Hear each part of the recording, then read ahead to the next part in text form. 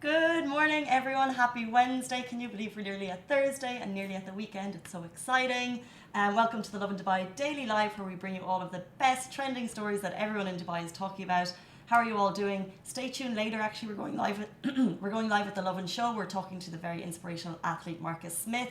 We also have our top things to do with the weekend going live later today. So it's a very busy day. However, we're in a very good mood. A couple of the Lovin team went out yesterday to McGettigan's. They had a pre-Christmas bash. So that means they put on kind of like their Christmas spread with like turkey and stuffing and all of the good like roasty potatoes and gravy. It was like heaven on a plate basically, but it was delicious, and it kind of begs the question. So we shared some stories of like Christmas music and Christmas trees, but actually we got a couple of responses saying like, when is it actually okay to start celebrating Christmas? And I feel like there's like quite a debate on this. Like, is it okay now, or do maybe Americans and Canadians wait until after Thanksgiving? It's actually kind of nice in Dubai that usually you don't get that kind of like craziness until a little bit later, because like it's 2 months away. But I'd love to get your thoughts. Do you have your tree up? Because actually someone messaged me and said they already have their tree up, because what's the point if you're going to put up a beautiful tree, if you're going to spend a lot of money on decorations? You wanna get the most out of it, right? So I feel like there's a bit of a debate. I'm just going to flick on the live here. Obviously, please say hello if you're watching. Love to hear your thoughts on the stories, and also love to know that someone is joining me and where you're watching from. And my laptop is on loud, so I'm going to turn that off. Okay. Good morning, everyone. Good morning, Vahida. Thank you for always tuning in. And hi, Beth. Hi, Dubai. Dubai says hello back. It's actually interesting. Our top stories today, the theme is very much Dubai. And of course, it's always going to be Dubai, but I think in this case, they're very Dubai stories, so I'm excited to get into them. We're talking about Dubai has its own monopoly board, and we have all the places that were named on it, which is exciting. We're talking about a 3 million dirham bridal dress cake. So that's a very Dubai story, so wait for that. But our top story today is, and if you can believe Salt Bae is a top story, but I mean, it's Salt Bae, and I think he's got like 24 million followers, so anything he does makes noise. But the top story today is Salt Bae has just opened a burger joint in Dubai, and it's one that you can actually afford. And I say that because he has steakhouses all over the world. This is the Turkish chef that became famous for his signature salt sprinkle. I'm going to do it. Like this. This is exactly all the time.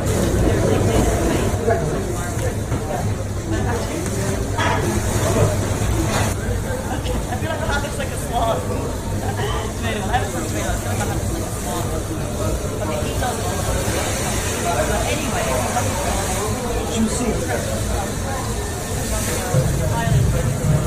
thousands of customers, and he's just opened his restaurant in the IFC. The name is Salt Bae Burger. What do you think of that? Could he have got a bit more creative, or do you reckon that? Okay, he knows, people know his name, so let's say exactly what it is. We're doing a burger joint in the IFC. He opened, I think, 2 days ago. And what's cool is obviously we're sharing all about it on social media. So on the first day he said he had 720 people in, last night 840. So you can tell already his name is I'm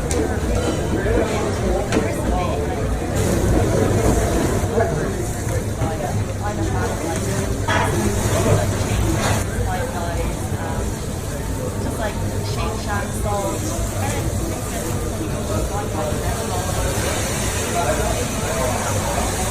Juicy. Wet burger. No frills, but probably hopefully delicious burger, and that's about 50 or 60, 50 dirham. So it'll be great to hear the reviews on this, whether it's going to live up to the name. I feel like it's a lot of pressure to call it Salt Bae Burger at the same time. So if you're going to do one big, you have to do it spectacularly, and this is Salt Bae. But no doubt this name will bring in people. Anyway, we reported about it, and of course the post flew. We got lots of different comments under it. People basically, he's like Marmite, like he's a very, very mixed reputation. I personally love what he does on social media, and manages to make any type of video viral. Underrated. Rated my favorite burger. Salt Bae, 100% valid, and then a lot of other people said better be cooking. So as usual, we're divided over Salt Bae.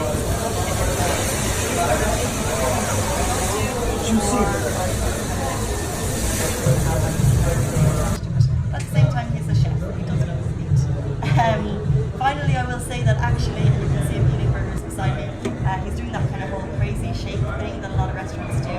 But I saw one on the menu. There's a baklava. There's a shake. It's 65 dirham. So for me, that actually would be more moving on to something that is questionably delicious. Our next story is a 3 million Middle Eastern bride is one of the world's most expensive cakes. And you can see it beside me. This is an unbelievable creation. I cannot imagine the man hours that went into this. It was actually created by someone called Debbie Wingham. And right now she's creating cakes. She calls herself a cakestress. Before this, she was a haute couture designer for clients in the Middle East. So she has actually created the world's most expensive abaya, which cost, let me check. A red diamond abaya cost 55 million and she created it. She also created the world's most expensive black diamond dress, which cost 16 million dirham. Sorry, let's just revert to that. A 55 million dirham abaya. That's amazing. What? I know. Like, that's amazing. So what she was doing haute couture designing, but she's haute couture. Gonna regret that one. She's now turned her talents to becoming a cakestress. She's the world record holder for the world's most expensive cake, and that was 27.5 million. It was a runway cake for a UAE client, and I don't think it was the size, but it was the fact that it was covered in kind of rare gemstones and diamonds that kind of upped the price on that one. But I think this one here at 3 million dirham is shocking for a number of reasons. The cost, the look of it, and whether or not you would actually want to eat it. Like, are you going to break open this creation, and how would you eat it? Do you have to lay it down? Is this something that you would eat, or would you rather just like head to Cheesecake Factory, call in the Caterpillar, all the good cakes? Because maybe but I don't know what's inside. Is it biscuit cake? Is it something you would want to eat, or is it like a showpiece? There's obviously, like, when you make certain cakes, they last, so they're filled with ingredients that will make them last for years. But yeah, the jury's out on this one, I think. And then on to our final story. Dubai has its own Monopoly board, but no one could have guessed the top spots. This is amazing. So for the first time in the region, a Monopoly board has come. So did you grow up in Monopoly? It definitely divided families over the years. It's a great game where you kind of buy and sell properties, and the objective is to own the most properties, have the most money, and win the game, I think. But yeah, I definitely played it growing up as a kid. It's a lot of fun. And it's really amazing that Dubai was the first city in the Middle East that they brought it to. It was created by Hasbro in collaboration with Winning Games, who kind of, and I actually think they're looking at more, but they chose Dubai first. It was launched at the Burj Al Arab, which is exciting because it kind of led you to guess what the most expensive spot on the board was, which I think is what everyone wanted to know. Okay, so Dubai is getting Monopoly board, but which spots are actually going to get the nod? So I'm going to read out some of them to you. I'm going to start with the brown, and if you didn't grow up on Monopoly, this may just fly over your head. So basically each color has a monetary value. It starts with brown, and then it goes blue, and then there's oranges. I'm definitely going to skip one. Yellow, reds, greens, purples, and then there's also different transport options. So the brown ones were Al Fahidi and Sheikh Zayed Road. It was really cool to see Al Fahidi, which is kind of old part of Dubai, one of the oldest, I think it's nearly 3 centuries, definitely one of the oldest areas in Dubai. It was where pearl trading started. It was amazing to see that area get a nod. There's also some questionable ones going the whole way up, but amazing that they all got mentioned. Okay, so Burj Al Arab, Blue Waters, they're the top spots. So that basically means they're most expensive, cost you 400 bucks. Dubai airports, Burj Khalifa, of course, Jumeirah Emirates Towers.